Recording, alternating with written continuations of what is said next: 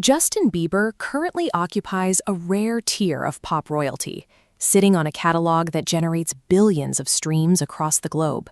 He has the critical validation to match those massive numbers. He is a Grammy winner, securely cemented into the highest levels of the music establishment. But back in the late 2000s, this industry was a fortress. Launching a career required navigating a rigid corporate machine of massive studios, wealthy PR teams, and traditional gatekeepers who decided who got heard.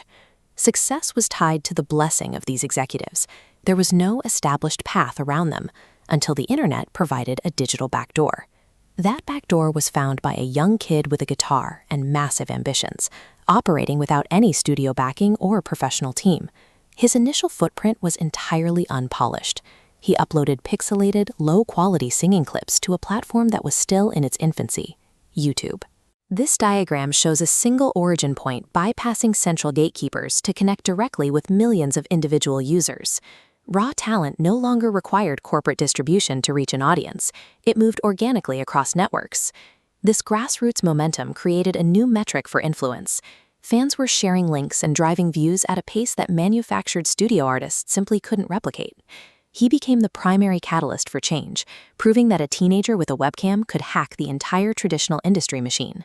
That digital traction quickly crossed over into the physical world. In 2009, his debut single, One Time, pushed him out of the novelty space and straight onto the global charts. By 2010, the release of My World 2.0 scaled his career to a level of international visibility that few artists ever reach. Then came Baby. The song acted as an accelerant, turning a successful music career into a definitive global viral sensation.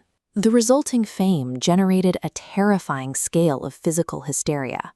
Every public appearance was met with unprecedented crowd reactions and emotional intensity. The sheer power of his teenage fanbase forced the pop industry to recognize the financial weight of internet influence. He had reached the absolute peak of the mountain, serving as the first true megastar for the age of modern internet fandom. But that success came with total claustrophobia. The boundaries between his life and the public's gaze dissolved completely. Stepping outside meant facing a literal wall of lenses. Constant harassment by paparazzi meant the loss of personal autonomy and basic privacy. Behind the commercial victories, he was facing an intense mental struggle.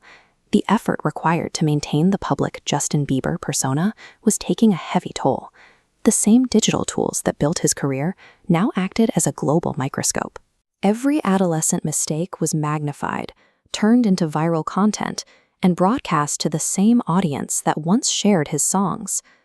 As the public product became more valuable, the actual human being underneath began to fracture under the relentless pressure. The Purpose Tour era marked a refusal to fade into the familiar pattern of childhood stars who disappear after the initial explosion. This chart illustrates his career streaming volume, where a steep valley in the mid-2010s is followed by an even larger, sustained second peak. Hits like Sorry and Love Yourself proved his staying power was permanent.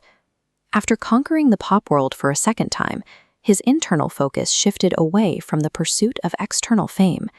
His 2018 marriage to Hailey Bieber provided a critical anchor, allowing him to build a private reality away from the cameras. Today, he chooses to step back from the spotlight, prioritizing personal growth and mental stability over commercial dominance.